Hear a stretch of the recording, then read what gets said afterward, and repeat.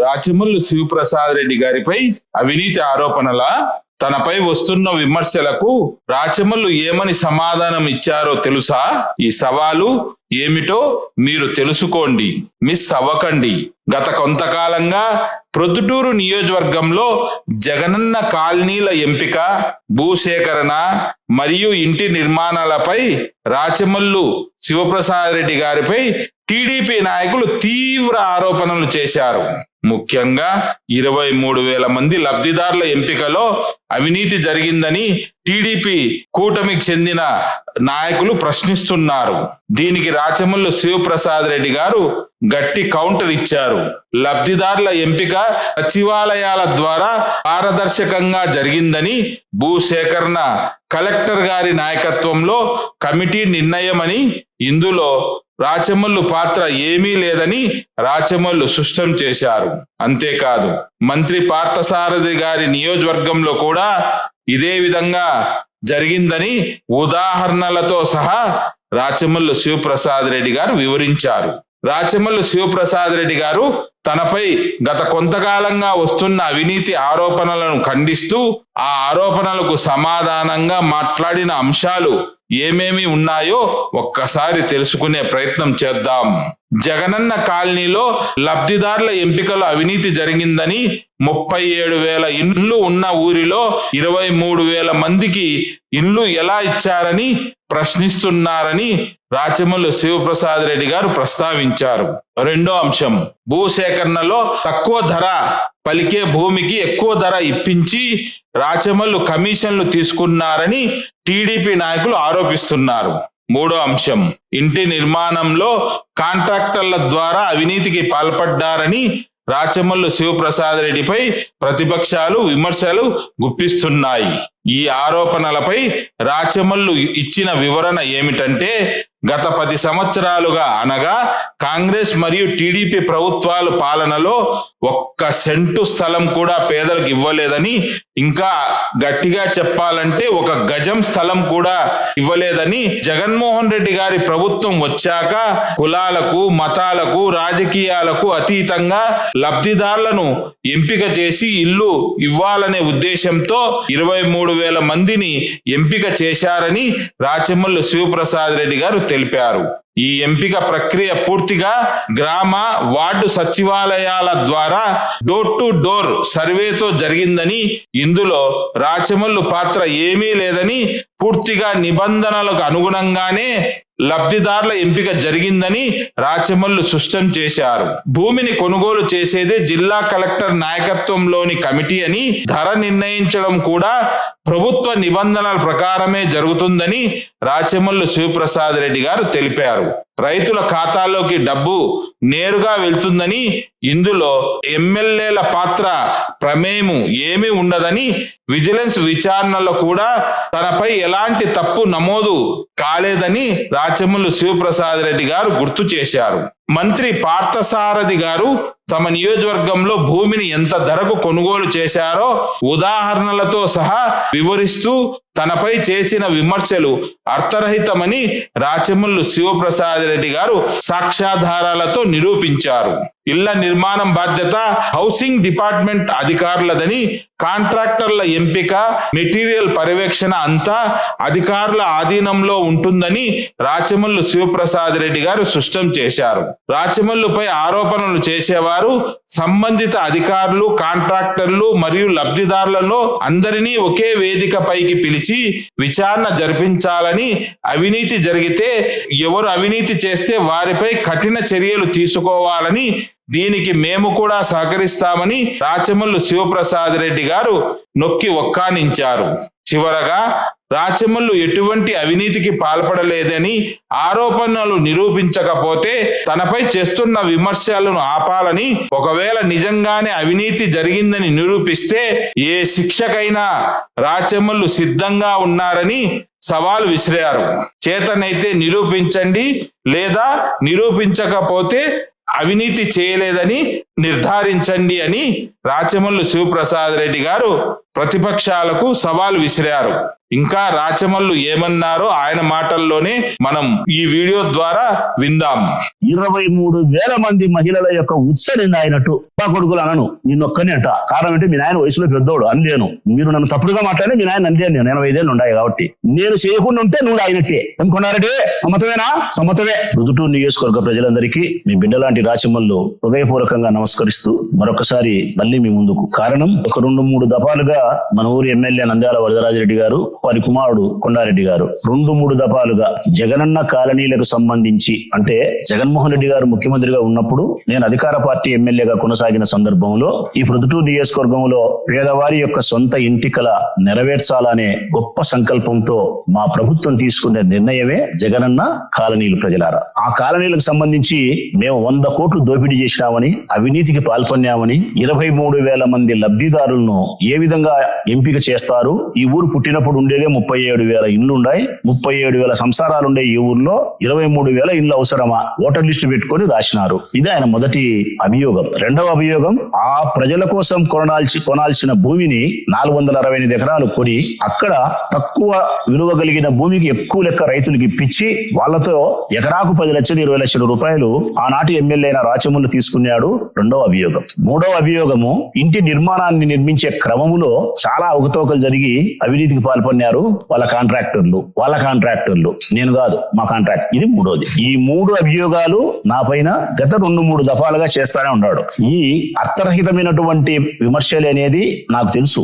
ఏమాత్రం ఇందులో సత్యము లేదనేది 23,000 మంది లబ్ధిదారులకు తెలుసు. కానీ తక్కిన ప్రజలకు తెలియాల్సిన అవసరం ఉంది కదా. 23,000 మంది లబ్ధిదారులకు ఎటు తెలుసు ఇందులో అవినీతి జరగలేదు, రాచమల్లు నిజాయితీ ఏ పార్టీది, రాచమల్లు ఏం మేలు చేసినాడు, జగన్మోహన్ రెడ్డి ప్రభుత్వం ఎంత మంచి పని చేసింది అన్ని తెలుసు. కానీ లబ్ధి పొందకుండా ఉండబడిన వాళ్ళు, అంటే సొంత ఇల్లు ఉండే వాళ్ళు, ఉద్యోగస్తులు, వ్యాపారస్తులు, మేధావులు, ఇలాంటి వాళ్లకు వాస్తవ సత్యం తెలియదు. కాబట్టి వారి కొరకు లబ్ధిదారుల కొరకు, ఎందుకంటే రేపొద్దున అందరూ నాకు ఓటేయాలి కదా మళ్ళా, అందుకోసము నిజాయితీగా ఏం జరిగిందో చెప్పాల్సిన బాధ్యత ఉంది. కాబట్టి వారి కోసం చెబుతూ చివరిగా అబ్బా కొడుకులకు కూడా ఒక మాట చెప్తా. దీని మీద చివరిగా అబ్బా కొడుకులకు కూడా ఒక మాట చెప్తా. ఎస్, జగనన్న కాలనీల యొక్క నిర్మాణంలో 23,000 మంది ఎట్లొచ్చినారు అన్నాడు ఆయన. ఒక్కటే ప్రజలారా, మేధావులారా, 2009లో రాజశేఖర రెడ్డి అన్న ముఖ్యమంత్రి అయితేనే 3 నెలల కాలానికే మరణించినాడు. తర్వాత రోసయ్య, తర్వాత కిరణ్ కుమార్ రెడ్డి. 2009 నుంచి 14 వరకు కిరణ్ కుమార్ రెడ్డి సర్కార్ కాంగ్రెస్ ప్రభుత్వాన్ని నిర్వహిస్తే 1 సెంటు భూమి మంచాలే, లబ్ధిదారునికి 1 సెంటు భూమిలే రాష్ట్రంలో. 2014 నుంచి 19 వరకు ఇప్పుడు ఎవరైతే వరదరాజిరెడ్డి, కొండారెడ్డి వీళ్ళు చాలా గొప్పవాడు, చాలా విజనరీ ఉండేవాడు, ఉన్నతుడు, మహాత్ముడు, ఇంకొకటి చెప్తున్నాడు చంద్రబాబు నాయుడు. ఆ చంద్రబాబు నాయుడు సర్కారు 14 నుంచి 19 వరకు జానడి స్థలం వీలే. ఎంత? జానడి స్థలం వీలే. ఏ ఒక్క లబ్ధిదారునికి కూడా జాన స్థలం వీలే. 10 సంవత్సరాలు ఈ రాష్ట్రంలో ఒక్క లబ్ధిదారునికి జానడి స్థలం ఇయ్యకపోతే 10 సంవత్సరాల తర్వాత మా ప్రభుత్వం వచ్చింది ప్రజలారా, మీ ప్రభుత్వం వచ్చింది ప్రజలారా, జగనన్న ప్రభుత్వం వచ్చింది ప్రజలారా. ఆ జగన్మోహన్ రెడ్డి గారు చాలా గొప్ప సంకల్పం చేసి ఈ రాష్ట్రంలో ఉండబడిన ఎవరైనా సరే, ఏ కులమైనా, ఏ మతమైనా, ఏ రాజకీయ పార్టీ అయినా సరే, ఇది రాజకీయ పార్టీ అనేది ఇంకా స్పష్టంగా చెప్తా ఉన్నా. తెలుగుదేశం పార్టీకి ఓటేసి మన మీదకి తెలుగుదేశం పార్టీ జెండా పట్టుకొని వచ్చిన వానికైనా సరే ఇల్లు లేకపోతే, అర్హత ఉంటే అతనికి ఇల్లు ఇయ్యాల్సిందే అని చెప్పి కలెక్టర్ల యొక్క రివ్యూలలో, సమావేశాలలో ఓపెన్ గా చెప్పినాడు. మాకు ఎమ్మెల్యేలకు కూడా ఓపెన్ గా చెప్పినాడు. కులము లేదు, మతము లేదు, ప్రాంతము లేదు, రాజకీయ పార్టీ లేదు, ఇల్లు లేని ప్రతి వానికి మనం ఇల్లు ఇయ్యాల్సిందే అని చెప్పితే మేము ఆ గృహ నిర్మాణం అనే యజ్ఞానికి మొదలు పెట్టినాం జగనన్న నాయకత్వంలో. 23,000 మంది లబ్ధిదారులైన. ఇక లబ్ధిదారులు ఎట్లయితారో ఒకసారి చెప్పాల్సిన బాధ్యత నా పైన ఉంది. ఎక్కడ మొదలైతాది లబ్ధిదారులు? నేను ఓటర్ లిస్టు పెట్టుకొని రాస్తానా, లేకుంటే పొద్దుటూరు కాకుండా మైదుకూరులో రాస్తానా, పులింగులలో రాస్తానా?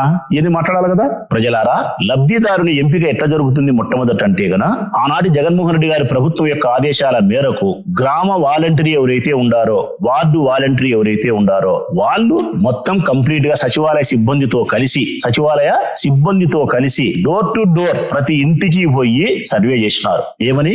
ఆధార్ కార్డు, మీ రేషన్ కార్డు, మీ ఇల్లు సొంతమా, బాడిగకా, ఎవరెవరుండారు, ఇల్లు ఉందా లేదా, గతంలో తీసుకున్నావా లేదా, ఇవన్నీ కావాల్సిన వివరాలన్నీ సేకరించి తర్వాత సచివాలయంలో ఉండబడిన సిబ్బంది వాని సచివాలయ పరిధిలో ఉండబడిన ఆ ఇల్లు సర్వే చేసిన తర్వాత అర్హత కలిగిన లబ్ధిదారులను నిర్ణయించి ఆ అర్హతకు ఏంది లబ్ధి అనే దానికి కూడా మొట్టమొదటిది వచ్చేసి 4 చక్రాల బండి ఉండే వెహికల్ ఉండకూడదు, 4 చక్రాలది. తర్వాత కుటుంబ సభ్యులలో ఎవరైనా ప్రభుత్వ ఉద్యోగిగా ఉండకూడదు, కుటుంబ సభ్యులలో ఎవరైనా పెన్షన్ తీసుకుంటా ఉండకూడదు. తర్వాత ఎవరైనా సరే కుటుంబంలో 5 ఎకరాల భూమిని మించి ఉండకూడదు, కుటుంబం యొక్క మొత్తం వార్షిక ఆదాయం ఇంత ఉండాలా అని ఈ కారణాల చేత నిర్ణయించబడి సొంత ఇల్లు లేకుండా ఉండి అంతకుముందు ప్రభుత్వంలో ఇల్లు తీసుకోకుండా ఉండి ఈ కారణాలు ఉంటే సచివాలయం సిబ్బంది ఆ అర్హత కలిగిన వాని అభ్యర్థిని వాని యొక్క కంప్యూటర్ లో అప్లోడ్ చేస్తారు. ఎవరికి అప్లోడ్ చేస్తారు? కమిషనర్ లాగిన్ పంపిస్తారు. ప్రజలారా, అంటే డోర్ టు డోర్ తిరిగి సర్వే చేసి నేను చెప్పిన ఈ కారణాలన్నీ సక్రమంగా ఉంటే సచివాలయంలో ఉండబడిన ఉద్యోగి కమిషనర్ యొక్క లాగిన్ కి అప్లోడ్ చేస్తారు. ఆ చేసే క్రమంలో వాడు తప్పులు చెప్పి ఉన్నా, గతంలో ఇల్లు తీసుకొని ఉన్నా, నేను చెప్పిన 6 కారణాలలో వానికి ఏదైనా వర్తించినా గానీ కంప్యూటరే వాని యొక్క దరఖాస్తును రిజెక్ట్ చేస్తుంది. ప్రాథమికంగానే వాడు పక్కకి వెళ్ళిపోతాడు. కమిషనర్ లాగిన్ కి వచ్చిన తర్వాత కమిషనర్ గారు మళ్ళా లాగిన్ లో చెక్ చేసుకొని సచివాలయ సిబ్బందితో డిస్కషన్ చేసి, ఏది ముఖాముఖి కాదు చాటింగ్, లాగిన్ లోనే డిస్కస్ చేసి అతను సాటిస్ఫై అయిన తర్వాత స్క్రూటనీ క్లియర్ అయిన తర్వాత అతని లాగిన్ లో నుంచి ఎంఆర్ఓ లాగిన్ పోతుంది. ఎంఆర్ఓ గారు కూడా స్క్రూటనీ చేసుకున్న తర్వాత ఆర్డీఓ గారి లాగిన్ పోతుంది. ఆర్డీఓ గారు కూడా స్క్రూటనీ చేసిన తర్వాత జాయింట్ కలెక్టర్ గారి గౌతమి గారి లాగిన్ పోతుంది. అక్కడ జాయింట్ కలెక్టర్ గారు అన్ని చెక్ చేసుకొని సంపూర్ణంగా ఆమెకు ఇందులో ఏమి చట్టవిరుద్ధమైన వ్యవహారం లేదు, అర్హత కలిగిన వాళ్ళే వీళ్ళందరూ చెప్పి భావించడానికి కావలసిన అనేక రకాలైన సాక్ష్యాలు ఆధారాలు అన్ని దొరికిన తర్వాత ఆమె ఆన్లైన్ లో ఎంటర్ చేసి ఓకే చేస్తారు. ఆమె ఓకే చేసిన తర్వాత జాయింట్ కలెక్టర్ గారు ఆ మొత్తం లిస్టు 23,000 లిస్టును, మున్సిపాలిటీ అయితే మున్సిపాలిటీ, రెవెన్యూ అయితే రెవెన్యూ, ఆ లిస్టును మొత్తం ఉండబడిన ప్రొద్దుటూరు నియోజకవర్గంలో 83 సచివాలయాలు ఉంటే 83 సచివాలయాలలో అబ్జెక్షన్స్ కోసము నోటీస్ బోర్డులో పెట్టారు. ఇదిగో మీ సచివాలయ పరిధిలో వీళ్ళకు గృహం లేదని చెప్పి దరఖాస్తు చేసినారు, మేము ఓకే చేసినాం, వీళ్ళలో ఏదైనా ఉంటే మీరు అబ్జెక్షన్స్ రైజ్ చేయొచ్చు అని చెప్పి 15 రోజులు సమయం ఇచ్చి నోటీస్ బోర్డులో పెడతారు. 15 రోజుల తర్వాత అబ్జెక్షన్స్ అన్ని క్లియర్ అయిపోయిన తర్వాత తుది జాబితాను కలెక్టర్ గారు, జాయింట్ కలెక్టర్ గారు విడుదల చేస్తారు. ఇది లబ్ధిదారుని ఎంపిక చేసే విధానం. ప్రజలారా, ఇందులో నా పాత్ర ఏంది? ఇందులో నా అధికారం ఏంది? నా పెన్నుకు పవర్ ఉందే? లేదు. నాకు ఇష్టం ఉంటే వాళ్ళకి ఎవరికైనా వారికి ఇప్పించాలనుకుంటా, నేను రాజకీయ నాయకుని, వారికి సొంత ఇల్లు ఉంటుంది, ఇప్పించగలుగుతానా? 10 ఎకరాల భూమి ఉంటుంది, ఇప్పించగలుగుతానా? ప్రభుత్వ ఉద్యోగి అయి ఉంటాడు, పెన్షన్ తీసుకుంటా ఉంటాడు, 4 చక్రాల బండి ఉంటుంది, జీప్ ఉంటుంది, ఇప్పించగలుగుతానా? నేను ఇప్పించాలని ప్రయత్నం చేసినా కూడా కంప్యూటరే రిజెక్ట్ చేస్తాది. అంటే లబ్ధిదారుల యొక్క ఎంపికలో రాగినయా పైసా కూడా పొరపాటు జరగడానికి ఆస్కారమే లేదు. మరి ఎందుకు 23,000 మంది ప్రొద్దుటూరులో వచ్చినారు అంటే గన ఇద్దరు కారణం. ఒకటి, గత 2 ప్రభుత్వాలకు సంబంధించిన ముఖ్యమంత్రులు జానుడి స్థలం ఇవ్వకుండా ఉండడం ఒక కారణం. మా ప్రభుత్వంలో జగన్మోహన్ రెడ్డి ముఖ్యమంత్రి అయిన తర్వాత ప్రతి ఒక్కరికి 1.25 సెంటు స్థలం ఇవ్వాలని గొప్ప సంకల్పం చేయడం కారణం. ఒకటి మీ చెడ్డ బుద్ధి, ఒకటి మా జగన్మోహన్ రెడ్డి మంచి బుద్ధి పేదవాళ్ళ పట్ల. దీనికి 23,000 మంది వచ్చినారు. ఈ 23,000 మందిని చట్ట ప్రకారం లబ్ధిదారులను ఎంపిక చేసింది జాయింట్ కలెక్టర్. ఒకవేళ ఏదైనా ఇందులో వారా ఉంది అనుకుంటే గన నీ ఇష్టం వచ్చిన ఎంక్వైరీలు, నీ ఇష్టం వచ్చిన పనులు నీ ప్రభుత్వంలో చేసుకుని జాయింట్ కలెక్టర్ గారిని మీరు ప్రశ్నించచ్చు. నాకు తెలియక అడుగుతా, మోసం జరగలేదని ఇప్పుడు ప్రజలకు అర్థమైంది. ఇంకొకటి కూడా ప్రజలకు చెప్పాలా. 23,000 మంది ఓటర్ లిస్టు పెట్టుకొని రాసిన తర్వాత అర్హత లేకుండా ఇస్తారా? ఇయ్యరు. అర్హత ఉంటేనే ఇస్తారు. ఎవరి పేరుతో ఇస్తారు? ఎల్లమ్మ, పుల్లమ్మ, సుబ్బమ్మ, సునీత, పార్వతి, లక్ష్మీదేవి, పద్మావతి, ఘర్షపాటి, ఇంకొకరు అర్హత ఉండే ఆడవాళ్ళ పేర్లే కదా. వీళ్ళ పేర్లతోనే కదా ఆ సెంటుంకాల యొక్క స్థలాన్ని రిజిస్టర్ చేయించి రిజిస్ట్రేషన్ జరిగిన డాక్యుమెంట్స్ కూడా వాళ్ళకి ఇచ్చినారు. మరి నాకెట్లా లాభం వస్తుంది? ఎట్లా? ఈ భూమిని ఏ విధంగా నేను లాభపడాలనో అపారమైనటువంటి చెడ్డ పనులకు జ్ఞానం ఉండే కొండారెడ్డి సలహా ఇస్తే ఇంకొకసారి నేర్చుకుంటా. కొండారెడ్డి నేను ఇప్పుడు నేర్చుకోలేకపోయినా ఈసారికి నేర్చుకుంటా. ఎట్టేటో చెప్పు. 23,000 మంది లబ్ధిదారులు ప్రొద్దుటూరులో ఉన్నారు. 23,000 మంది లబ్ధిదారులకు ఇచ్చిన భూమి ప్రొద్దుటూరులో ఉంది. 23,000 మందికి ఇచ్చిన ఇళ్ల పట్టాల యొక్క రిజిస్ట్రేషన్ కాగితాలు మహిళల యొక్క బీరువాలలో ఉన్నాయి. ఎక్కడికి పోతుంది? మోసం ఎక్కడ జరుగుతుంది? ఏమన్నా అర్థం పర్థం ఉండే మాటలేనా ప్రజలారా? వీళ్ళు మాట్లాడే మాటలు 2. భూమిని కొనుగోలు చేస్తారు. ఒక లబ్ధిదారుని మనం ఇల్లు ఇవ్వాలంటే గన ఏ ప్రభుత్వమైనా మొట్టమొదటి చేసే పని లబ్ధిదారుని ఎంపిక చేస్తుంది. లబ్ధిదారుని ఎంపిక చేసిన తర్వాత ఏం చేస్తారు? ఎన్ని వేల మంది వచ్చినారు, మనం 1.25 సెంటుతో ఇవ్వాలంటే ఎంత భూమి కావాలని చెప్పి నిర్ణయిస్తారు. అంత భూమిని కొనుగోలు చేసేదానికి రంగం సిద్ధం చేస్తారు. ఇది 2వ స్టెప్. ఇక్కడ రాష్ట్రంలో ఎక్కడైనా ఏ నియోజకవర్గంలో అయినా పేదవారి యొక్క సొంత ఇంటి కళను నిర్మించేదాని కోసం భూమిని కొనుగోలు చేయాలంటే గన రాష్ట్ర ప్రభుత్వం ఇచ్చిన ఆదేశాల మేరకు ఒక కమిటీ నిర్ణయిస్తుంది. కమిటీని వేసింది రాష్ట్ర ప్రభుత్వం, అధికారం ఇచ్చింది, జీవో ఇచ్చింది. ఆ కమిటీలో మెంబర్లు ఎవరంటే గన కమిషనర్ ఉంటాడు, ఎంఆర్ఓ ఉంటాడు, ఆర్డీఓ ఉంటాడు, జాయింట్ కలెక్టర్ ఉంటాడు. ఈ కమిటీకి చైర్మన్ ఎవరు తెలిసిన? జిల్లా కలెక్టర్ చైర్మన్. అంటే తుది నిర్ణయం తీసుకునే అధికారం కలెక్టర్దే. అంటే ఈ ప్రొద్దుటూరు నియోజకవర్గంలో మీనాపురం దగ్గర భూమి కొనాలన్నా, సోరవాడపల్లి గ్రామ పంచాయతీ ఏటి అవతల కొనాలన్నా, పుట్టిపాటు రోడ్లో కొనాలన్నా, ఎక్కడ కొనాలా, ఎక్కడ కొనకూడదు, ఎక్కడ రోడ్డు కనెక్టివిటీ దగ్గర ఉంది, ఎక్కడ మంచినీళ్లు ఉన్నాయి, ఎక్కడ ఊరికి దగ్గర ఉంది, ఏ స్థలం అయితే ప్రజలకు బాగుంటుంది, ఇది దూరమా దగ్గర, ఈ రేటు సరిపోతుందా సరిపోదా, ఈ అంశాలన్నీ ఈ కమిటీ నిర్ణయం తీసుకుంటుంది. తుది నిర్ణయం కలెక్టర్ గారు తీసుకుంటారు. తీసుకున్న తర్వాత ఇదిగో నాకు ఈ చోట భూమి బానే ఉంది చెప్తే ఎంఆర్ఓలు వీళ్ళు కలెక్టర్ విజిట్ కి వస్తాడు. కలెక్టర్ విజిట్ కి వచ్చి అన్ని ప్రదేశాలను కలెక్టర్ పర్యవేక్షణ తిరుగుతాడు. తిరిగిన తర్వాత కలెక్టర్ కు నచ్చితే గన సంబంధించిన జాయింట్ కలెక్టర్ ద్వారా ఎంఆర్ఓకి చెప్పి ఎవరైతే ప్రొద్దుటూరులో ఈ 3 ప్రదేశాలలో భూములు రైతులు ఇస్తున్నారో ఆ 140 మంది 146 మంది రైతులు ఎవరైతే ఉండారో ఆ 146 మంది రైతులకు నోటీస్ ఇచ్చి పలాని పని మీద మిమ్మల్ని ఎంఆర్ఓ ఆఫీస్ కు పిలుస్తున్నాము, ఆర్డీఓ గారు వస్తారు, జాయింట్ కలెక్టర్ వస్తారు రాని అని పిలిస్తే 146 మంది రైతులు అక్కడికి వస్తారు ఎంఆర్ఓ ఆఫీస్. అక్కడ సంబంధించిన ఆర్డీఓ గారు ఎంఆర్ఓ గారు ఆ రైతులతో మాట్లాడి ఫలాని పేదల ఇళ్ల కోసమని రాష్ట్ర ప్రభుత్వం మీ భూమిని కొనుగోలు చేస్తా ఉంది, మీ భూమి ధర ఎంత ఉంది, మంచేం చెడ్డేమని వాళ్ళతో మాట్లాడి వాళ్ళని ఒప్పించుకున్న తర్వాత ధర ఏ విధంగా నిర్ణయిస్తారంటే ప్రజలారా, రిజిస్ట్రేషన్ వాల్యూ ఎంతైతే ఉందో, అంటే ఉదాహరణకు సోరవాడపల్లి గ్రామ పంచాయతీ ఏటి అవతల ఉండేది ఒక 10 లక్షలు ఉందనుకున్నాం. ఎంత?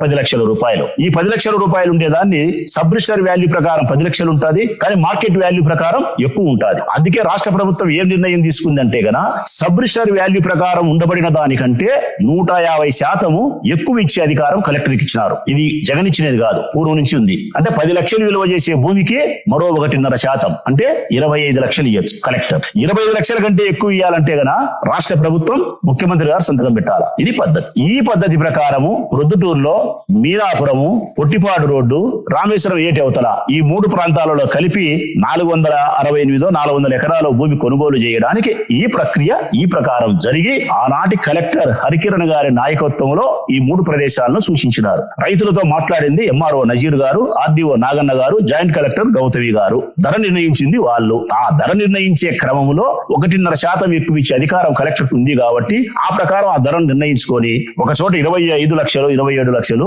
ఒక చోట 41 లక్ష, ఒక చోట 41 ధరతో భూమిని కొనుగోలు చేసినారు. కొనుగోలు చేసిన తర్వాత ఆ రైతులు భూమిని మండల రెవెన్యూ అధికారి పేరుతో రిజిస్టర్ చేపిస్తారు. తర్వాత కలెక్టర్ గారి ఖజానా నుంచి నేరుగా రైతుల యొక్క అకౌంట్లోకి ఆ డబ్బులు వస్తాయి. ఇది ప్రక్రియ ప్రజలారా. దీంట్లో నా పాత్ర ఏంది? భూమి ఎక్కడ తీసుకోవాలని సూచించేది నా పాత్ర లేదు, ఎన్ని ఎకరాలు కొనాలనేది నా పాత్ర లేదు, ఎంత ధర పెట్టాలనేది నా పాత్ర లేదు. ఒకవేళ నా పాత్ర ఉంటే మా కంకరసుపడ్డన భూమి కూడా పోయింది. నా 20-25 లక్షలు మీనాపురం దగ్గర భూమి 2 ఎకరాలు 3 ఎకరాలు అయిపోతే కూడా పోయింది. అయిపోతే కూడా భూమి ఇప్పించినాము. ఒకవేళ నా కార్యక్రమే జరిగేది ప్రకారం ఉంటే 40 లక్షలు కాకుండా 80 లక్షలు ఇప్పిస్తా అన్నకు. కలెక్టర్ నా మాట ఇంటే ఎంత? 80 ఇప్పిస్తా. మా మనిషి కదా, మా వైఎస్ఆర్ పార్టీ మనిషి, బాగుపనిలే అనుకుంటా, ఏం నా సొమ్ము నీ సొమ్ము పోదు కదా అనుకుంటా. అట్లా ఇయ్యరు ప్రజలారా, చట్ట ప్రకారమే ఇస్తారు. 25 లక్షలు ఇచ్చే అధికారం కలెక్టర్ కు ఉంటే 25 లక్షల ₹1 ఇమ్మన్నా కూడా కలెక్టర్ ఇవ్వడు, ఇచ్చే ఇంటికి పోతాడు. నేరుగా ఎవరి అకౌంట్ లోకి పోతుంది? రైతుల అకౌంట్ లోకి పోతుంది. మరి నేరుగా రైతుల అకౌంట్ లోకి పోయిన తర్వాత ఆ రైతుల అకౌంట్ లో నుంచి నేను లోపాయికారంగా మాట్లాడుకొని 10 లక్షలు ఇప్పించుకోవాలనుకుంటే 146 మంది రైతులు ఉన్నారు. బంగారెడ్డి చాలాసార్లు చెప్పినాడు, నేను చెప్పినా, ఇప్పుడు మళ్ళా చెప్తానా. నీకు సంబంధించిన మీ పార్టీకి సంబంధించిన రైతుల పేర్లు 10 పేర్లు చెప్పినాడు బంగారెడ్డి. నేను ఉదాహరణకు ఒక పేరు చెప్తాలేబ్బా, ఎందుకంటే మా శేఖర్ నుంచి సోమవారపల్లి మతికొచ్చింది. సోమవారపల్లి సాంబశివుడు మాజీ సర్పంచ్, 24 గంటలు పెద్ద ఆయన తోటనే ఉంటాడు. సాంబశివుడు మంచివాడు, చెడ్డోడు కాదు, మర్యాదస్తుడు. సాంబశివుని పిలిచి నీ పక్కన కూర్చోబెట్టుకో. ఎందుకంటే ఆయన కూడా సోమవారపల్లి దగ్గర ఏటవతల భూమి పోయింది. 5 ఎకరాలు 6 ఎకరాలు 4 ఎకరాలు 10 ఎకరాలు ఆయనది పోయింది. ఆయన పిలిచి కూర్చోబెట్టుకో. ఏం సాంబశివుడు నీ భూమి ఎంత పోయింది అని అడుగు. ఇంత పోయింది అంటాడు. ఎంత ఇచ్చినారు అంటాడు. 25-26 ఇచ్చినారన్నా అంటాడు. ఆనాటి ఎమ్మెల్యేకి ఎంత ఇచ్చినావు అని అడుగు. రూపాయలు ఎక్కిచ్చినాడని చెప్పమను. నీ యొక్క మీ ఉత్సవ అవుతా రూపాయలు ఎక్కిచ్చింటే అడుగు. మరి ఎప్పుడు పిలిచవే? సాంబశివుని పిలిచవు, లేకుంటే బొల్లవరం ఉండే వాళ్ళని పిలిచవు, బుడ్డాయపల్లిలో పిలిచవు, లేకుంటే లబ్ధిదారులు 23,000 మందిలో ఒక మహిళను పక్కన కూర్చోబెట్టుకొని అడుగు. ఒక్క మహిళతో పక్కన కూర్చోబెట్టి స్టేట్మెంట్ ఇప్పి నేను అర్హత లేదు, నేను లబ్ధిదారులు కాదు, నేను బినామీ, రాచమౌళి చెప్పినాడు, పట్టా నా దగ్గర లేదు, వాళ్ళ దగ్గర ఉంది చెప్పి ఒక్క రైతుతో చెప్పి ఏం ప్రజలారా అర్థమైందే? ఇది భూమి కొనుగోలు చేసే ప్రక్రియ. నేను ఏం చెప్తానా అంటే కదా, ఇప్పటికైనా మించిపోయింది లేదు. నువ్వు ఈ రైతుల దగ్గరికి పోయి సివిల్ అది ఏమంటారా ఎంక్వైరీ, అది విజిలెన్స్ ఎంక్వైరీ వేసినావు ముఖ్యమంత్రి చెప్పి. ముఖ్యమంత్రి ద్వారా ప్రొద్దుటూరుకు వచ్చినారు విజిలెన్స్ వాళ్ళు. 146 మంది రైతులను విచారించినారు. సాంబశివుని దగ్గర కూడా పోయినారు, అందరిని అడిగినారు, అందరూ చెప్పినారు. ఆ రిపోర్టు మీ ప్రభుత్వానికి వచ్చింది. దాంట్లో రాచమల్లి శివప్రసాద్ రెడ్డి చాలా కరెక్ట్ అని చెప్పి వచ్చింది. మనిషి ఆ కాగితం బూట్లో పెట్టుకో, మనిషి బుట్లో పెట్టుకో. పెద్దయినా బయట పెట్టవే, బంగారెడ్డి చాలాసార్లు అడుగుతాడు బయట పెట్టు అని. ఏమది బయట పెట్టు? ఉక్కు ప్రవీణికి అయితే ప్రేమలేఖలు బయట పెడతారు, మాకైతే బయట పెట్టరా ఈ లేఖలు? బయట పెట్టు మరి చూసాం. నువ్వు విజిలెన్స్ ఎంక్వైరీ చేసినా కూడా ఏమి ఉపయోగం లేదు. రైతులు పక్కన కూర్చోపెట్టుకొని చెప్పినా కూడా నీకు వచ్చిన ప్రయోజనం లేదు. అందుకే చెప్పలేకుండా లబ్ధిదారులను ఆడోళ్ళు పక్కన కూర్చోపెట్టుకొని చెప్పివంటే అట్లా చెప్పలేవు. ఇక మూడో స్టెప్ ఇల్లు నిర్మించేదాన్ని. లబ్ధిదారుని ఎంపిక చేస్తారు ప్రజలారా, లబ్ధిదారుల కోసం భూమి కొంటారు ప్రజలారా, కొన్ని భూమిలో ఇల్లు కట్టిస్తారు. ఇల్లు కట్టించే అధికారము హౌసింగ్ డిపార్ట్మెంట్ కి ఇస్తారు ప్రభుత్వం. కంప్లీట్ గా హౌసింగ్ డిపార్ట్మెంట్. ఇందులో కమిషనర్ పాత్ర గాని మరొకరి పాత్ర గాని ఏమీ ఉండదు. కంప్లీట్ గా హౌసింగ్ డిపార్ట్మెంట్. పీడీ గారి దగ్గర మొదలుకుంటే సచివాలయంలో ఉండే అసిస్టెంట్ ఇంజనీర్ వరకు బాధ్యత. అసిస్టెంట్ ఇంజనీర్ వరకు ఎమ్యూనిటీస్ ఏదో అంటారు వాళ్ళను అసిస్టెంట్ ఇంజనీర్. ఏఈ ఉంటాడు, డిఈ ఉంటాడు, ఈఈ ఉంటాడు, పీడీ ఉంటాడు. ప్రతి సచివాలయంలోనే ఎమ్యూనిటీస్ ఎవరైతే అసిస్టెంట్ ఇంజనీర్ ఉంటాడో ఆయన ఉంటాడు. వీళ్ళందరి పర్యవేక్షణలోనే మెటీరియల్ అంతా కొంటారు. కడ్డీలు, సిమెంటు, ఇసుక, కంకర అన్ని కొంటారు. వాళ్ళ హ్యాండ్ ఓవర్ లోనే ఉంటాయి. వాళ్ళే కాంట్రాక్టులు నిర్ణయిస్తారు. ఆ కాంట్రాక్టులకు 100 ఇళ్ళు, 200 ఇళ్ళు, 5 ఇళ్ళు, 500 ఇళ్ళు ఎన్ని కడతామంటే ఆ ప్రకారం చేసి ఒక సిస్టమ్ ఏర్పాటు చేసుకొని ఆ ప్రకారము ఇల్లు కట్టించే బాధ్యత వాళ్ళది. మెటీరియల్ అంతా వాళ్ళ పర్యవేక్షణలోనే ఉంటుంది. సమాధానం చెప్పాల్సింది వాళ్ళే. ఇక్కడ ఇల్లు కట్టించుకునే దాంట్లో 3 ఉన్నారు ప్రజలారా. ముగ్గురు. ఒకరు ఇల్లు కట్టించుకునేవాడు అంటే ఎవరు? లబ్ధిదారుడు. మహిళ లక్ష్మీదేవమ్మ లబ్ధిదారుడు. ఇల్లు కట్టించుకునేది. ఇల్లు కట్టించేవాడు ఎవరు? Housing department. ఇల్లు కట్టేవాడు ఎవరు? కాంట్రాక్ట్. ఈ ముగ్గురే ఆడు ఉండేది. ఏదైనా అవకతవకలు జరిగినా, ఏదైనా అవినీతి జరిగినా, ఏదైనా అలసత్వం జరిగినా ఈ అన్నిటికీ కారణం ఎవరంటే ఈ ముగ్గురే. ఒకరు కాదు. మీరేమైనా పొరపాటు పడతారేమో. ముగ్గురు కారణమే. వీళ్ళల్లో ఒకరో ఇద్దరో ముగ్గురో సచివాలయంలో ఉండబడిన అసిస్టెంట్ ఇంజనీర్లు గాని, ఒకరో ఇద్దరో అసిస్టెంట్ ఇంజనీర్లు గాని. నేను అందరి ఉద్యోగస్తులు అనడంలే, ఉద్యోగస్తులారా 10కి 8 మంది మంచి ఉద్యోగస్తులే ఉన్నారు. ఒక ఇద్దరు మాత్రం వెధవలు ఉన్నారు. ఇద్దరు మాత్రం తప్పుడు పనులు చేసే వెధవలు ఉన్నారు. అవినీతికి పాల్పడే వాళ్ళు ఉన్నారు. అట్లనే కాంట్రాక్టర్లు 11 మంది పేర్లు చెప్పినావు నువ్వు. ఈ 11 మందిలో నీకు సంబంధించిన వాళ్ళు 4, న్యూట్రల్ గా ఉండే వాళ్ళు 3, నాకు సంబంధించిన వాళ్ళు 2. నాకు సంబంధించిన వాళ్ళు 2 ఎవరంటే ఒకడు మా ప్రకాష్ గారు లావణ్య భర్త, ఒకడు మా బాలాజీ భద్రమ్మక్క కొడుకు. ఈ 2 ఎన్ని ఇల్లు కడతన్నారు, వీళ్ళకి ఎంత లెక్క రావాలా, ఎంత మోసం చేసినారు పిలిపించుకొని చూసుకో.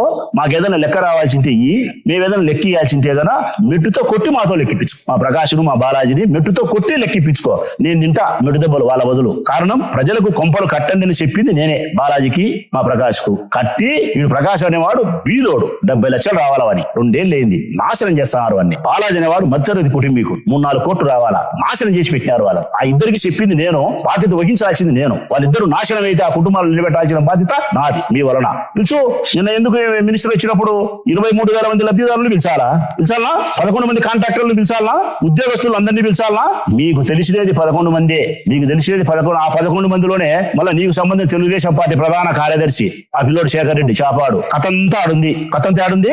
మీ తెలుగుదేశం పార్టీ కాంట్రాక్టర్ శేఖర్ రెడ్డి దగ్గర ఉంది కథంతా. ఇంకొకడు జాతీయులు, ఇంకొకడు రామాపురం సీను, తెలుగుదేశం పార్టీకి సంబంధించిన వాళ్ళు. పిలుచు, అందరినీ పిలుచు. 11 మంది రికగ్నైజ్ అయిన కాంట్రాక్టర్లు, రికగ్నైజ్ కాకుండా ఉండే కాంట్రాక్టర్లు అంటే ఎటువంటి మనకు కౌన్సిలర్ మునీరు తెలుసు కదా, 200 ఇల్లు కడతా, 100 ఇల్లు కడతా, 300 ఇల్లు కడతా అని చెప్పి మునీరులే అట్టటోళ్ళు. నిన్న మా వాడు రగని ఒకటి చనిపోయినాడు మా పిల్లోడు. ఇట్టటోళ్ళు 20 మంది ఉన్నారు. ఈ 20 మందిని, ఈ 11 మందిని కాంట్రాక్టర్లను పిలిచి 23,000 మంది లబ్ధిదారులను పిలిచి హౌసింగ్ డిపార్ట్మెంట్ అధికారులను కూర్చోబెట్టి మంత్రి 2 రోజులు ఈయనే ఉండి మీడియా సమక్షంలో కరెక్ట్ గా విచారిస్తే యాడ అవినీతి జరిగింది, ఎవరి దగ్గర లెక్క ఉంది, ఎవరు మోసం చేసినారు తెలుస్తారు. ఆ మోసం చేసిన వాళ్ళ మీద కేసులు పెట్టండి, జైలు పంపేటోని జైలు పంపండి.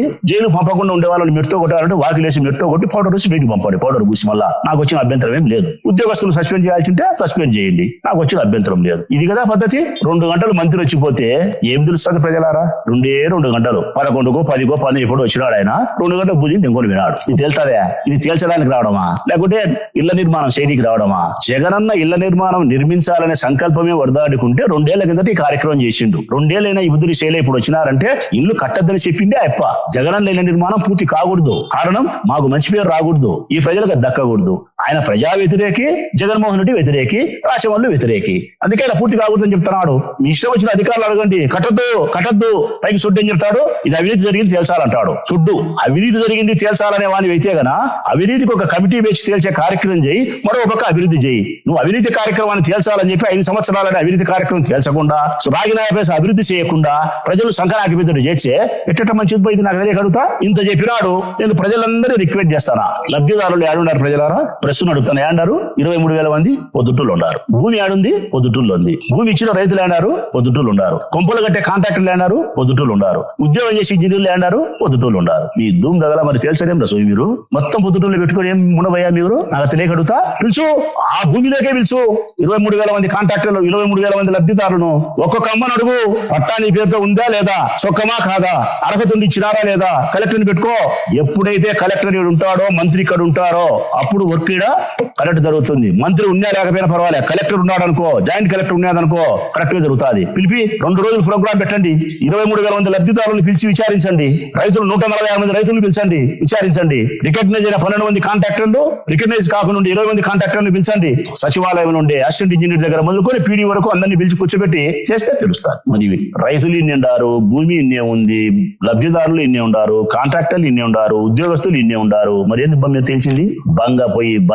బంగపోయి మంత్రిని తిరుపతికి వచ్చినా, నువ్వు నువ్వు రాకపోతే నా మర్యాద పోతుంది. వచ్చి ఎట్టో ఒకటి మళ్ళీ 2-3 రోజులు నేను రాచమూలు ప్రసాద్ మీద అవినీతి ఆరోపణలు చేసి పేపర్లో ఆంధ్రజ్యోతులు రాపించుకొని నా పబ్బం గడుపుకుంటా అని చెప్పి బంగపోయి మీ నాయన ఆ మంత్రిని విడిపించుకుంటే మీ ముఖాలు సూళ్ళు లేక ఏడుచా అంటే వచ్చి 2 గంటలు ఉంటే అట్టొచ్చి దెంగోలు వినాడు. ఇది ఆయప్ప చేసిన పని. నిజంగా ఇది చిత్తశుద్ధేనా? నిజంగా ఇది నేను అడుగుతా ఉన్నా. ఫైనల్ గా నేను చెప్పేది ఏంటంటే, ఆయనకు ఫైనల్ గా 23,000 మంది లబ్ధిదారులు ఎందుకు అన్నాడు, 468 ఎకరాలు ఎందుకు అన్నాడు. నేను ఇక్కడికి వచ్చింది ఎవరబ్బా ప్రజలారా? ఇక్కడికి వచ్చింది ఎవరు? గృహ నిర్మాణ శాఖ మంత్రి పార్థసారథి గారు వచ్చినారు. ఎవరో వద్దులే, పార్థసారథి గురించి చెప్తాను ఒక్క మాట. ఆయన కాన్స్టిట్యున్సీ పెనమలూరు. ప్రజలారా, పెనమలూరు ఇప్పుడు మారినాడు. 24లో వేరే నియోజకవర్గానికి వినాడు. ఈనాటి మీ మంత్రి, ఒకనాటి మా ఎమ్మెల్యే. ప్రజలారా, ఎవరైతే ఇప్పుడు గృహ నిర్మాణ శాఖ మంత్రి పార్థసారథి గారు ఉన్నారో, ఆయన 2019 నుంచి 24 వరకు మా పార్టీ ఎమ్మెల్యే, నా సహచర ఎమ్మెల్యే, నాతో పాటు అసెంబ్లీలో కూర్చునే ఎమ్మెల్యే, నాకు కూడా స్థిర పరిచయం కలిగిన వాడు, మిత్రుడే పార్థసారథి గారు. పెనమలూరు కానిస్టేబుల్. మరి ప్రొద్దుటూరు నియోజకవర్గంలో 23,000 ఎట్లొచ్చినాయి? ఓటర్ లిస్ట్ పెట్టి రాసినామంటున్నావు కదా, పెనమలూరుది ఇది పెనమలూరు అన్నా. ఏం పెద్దయినా అబ్బా కొడుకులకి ఇద్దరికి చూపిస్తాను ఈ పేపరు. ఇది పెనమలూరు నియోజకవర్గం. 29,824 ఇచ్చినారు హౌస్ సైట్. 29,824 ఇచ్చినారు హౌస్ సైట్స్ పట్టాస్.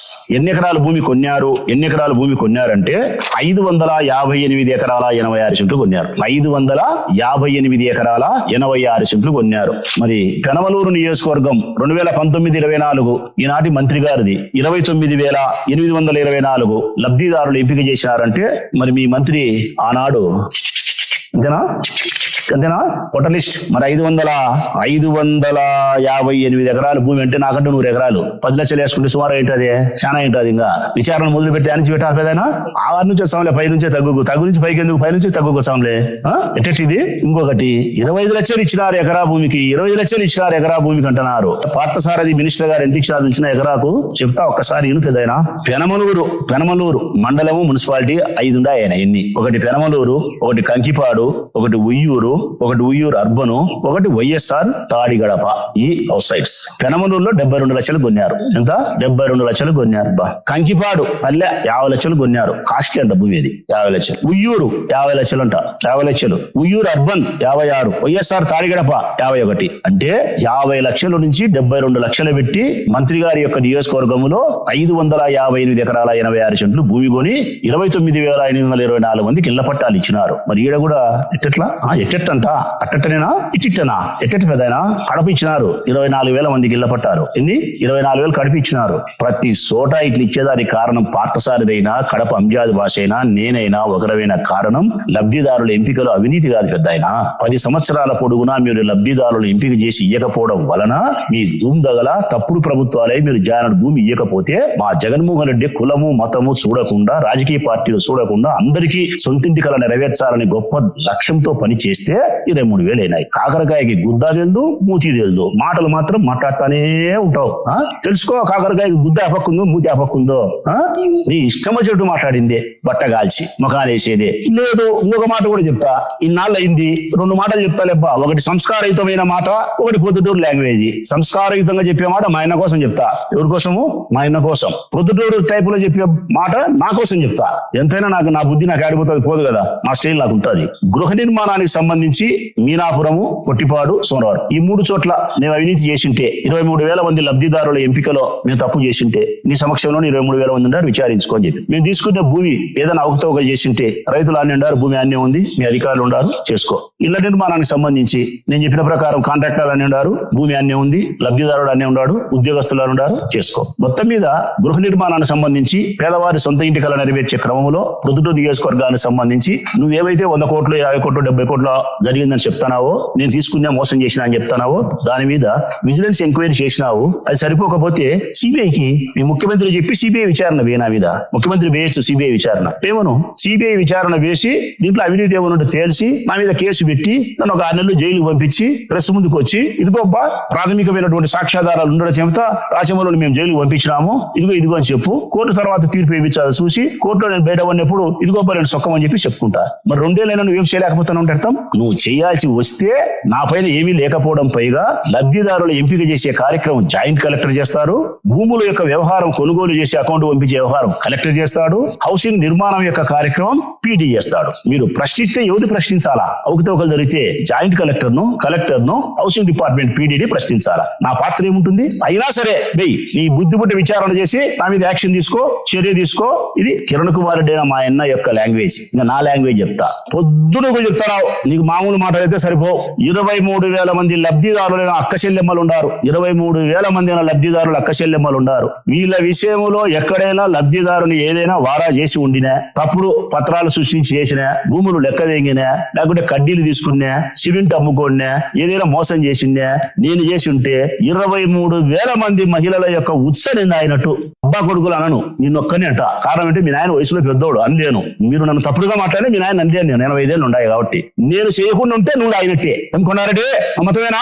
సమ్మతమే. నీ ఇంతకంటే వేరే మాటలు నీకు లేవు. ఇది యాజ్ ఇట్ ఈజ్ గా లైవ్ లో చూపియాలా, ఇది యాజ్ ఇట్ ఈజ్ గా మళ్ళా మీడియా సోదరులందరూ చూపియాలా. 23,000 మంది అక్కచెల్లెల ఉత్సవం అయినట్టే మేము చేసింటే, చేయకపోతే కొన్నాడు అయినట్టు. పెద్ద ఆయన అనను, 85 ఏళ్ళు ఉన్నాయి కాబట్టి తండ్రి లాంటి వయసు కాబట్టి ఆయన ఇప్పటికీ గౌరవిస్తా. ఇంతకంటే నేను చెప్పగలిగింది ప్రజలారా ఏమీ లేదు.